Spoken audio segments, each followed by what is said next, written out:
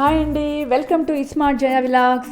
ఈరోజు నేను చేయబోయే రెసిపీ చామదుంపల పులుసు అండి. ఇది చాలా టేస్ట్గా ఉంటుంది. వేడి వేడి అన్నంలోకి ఈ కూరను కలుపుకొని తింటే చాలా అద్భుతంగా ఉంటుందండి. మరెందుకు ఆలస్యం, రెసిపీ చూసేద్దాం రండి. ముందుగా చామగడ్డలని బాగా కడిగి కుక్కర్లో పెట్టి నీళ్లు పోసి ఉడికించుకోవాలండి. దీనికి కావలసిన పదార్థాలు: ఆవాలు, జీలకర్ర, మెంతులు, ఉల్లిపాయలు, టమోటా, చిన్నుల్లిపాయలు, కొత్తిమీర, కరివేపాకు, చింతపండు, కారం పొడి, ధనియాల పొడి, ఉప్పు, పసుపు. ముందుగా కుక్కర్లో ఉడకబెట్టిన చామదుంపలని తీసి పొట్టు ఒలిచి వాటిని మనకు కావలసిన విధంగా కట్ చేసుకొని పక్కన పెట్టుకోవాలి. కుక్కరు 3 విజిల్స్ వస్తూనే ఆఫ్ చేయాలండి. ఎక్కువ విజిల్స్ వస్తే అవి బాగా మెత్తగా అయిపోయే అవకాశం ఉంటుంది. ముందుగా స్టవ్ మీద బాణలు పెట్టి దాంట్లో ఆయిల్ వేసి అది వేడెక్కాక ఆవాలు, జీలకర్ర, మెంతులు, చిన్నుల్లిపాయలు, అదేవిధంగా ఉల్లిపాయలు, కరివేపాకు అన్నీ వేసి వాటిని గరిటెతో బాగా కలుపుకోవాలండి.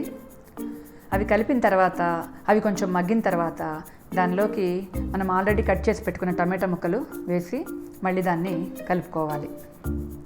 అవి కలిపిన తర్వాత ముందుగా నానబెట్టి పక్కన పెట్టుకున్న చింతపండులో నుంచి పులుసు తీసుకొని దానిలో తగినంత ఉప్పు, కారము, పసుపు, ధనియాల పొడి, అదేవిధంగా కొత్తిమీర వేసుకొని దాన్ని బాగా కలుపుకొని టమాటాలు బాగా మగ్గిన తర్వాత ఈ మిక్స్ చేసుకున్న చింతపండు పులుసుని దాంట్లోకి పోసేసి అదేవిధంగా కావలసినంత వాటర్ పోసుకొని ఆ పులుసు ఎంత అవసరమో చూసుకొని దాంట్లో తగినంత వాటర్ పోసుకొని దాన్ని బాగా గెంటతో కలబెట్టాలండి.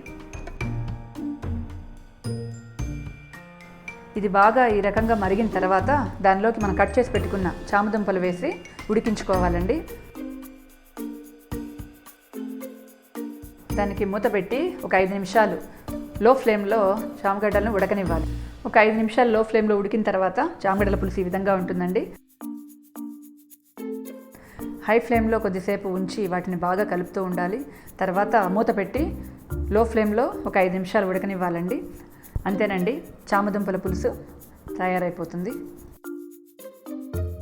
వేడి వేడి అన్నంలోకి ఈ చామదుంపల కూర వేసుకొని తింటే చాలా బాగుంటుందండి. Thank you for watching. Please like and subscribe.